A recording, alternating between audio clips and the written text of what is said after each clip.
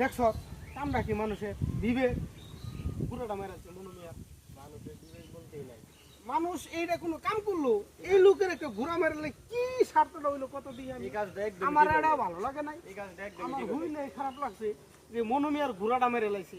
ঘোড়া অবলা একটা প্রাণী, এর কি দোষ? আমি শুনছিলাম বেটা নাকি জায়গা জমি বিক্রি করে এই ঘোড়াটা কিনছিল। এটা জায়গায় জায়গায় মানুষ মারা যাবে না কবর যে করতে পারে। মারা যায় ও মাইক খবর পাওয়ার আগে ওই লোক চলে যায় খবর করতে। এই লোক কত বড় মহান কাজ করতে জানোস? ওই লোকের তো কোনো স্বার্থের জন্য যায় না, উনি স্বার্থ না। ছাড়াই যায়।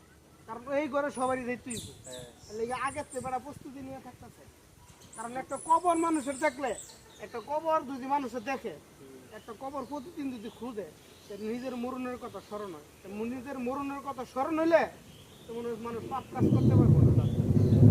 ঘোড়াটা মারাটা একদম উচিত হয় নাই। বুড়াটা মারিয়া খুব কষ্ট লাগছে, আমারও কষ্ট খুব পানি।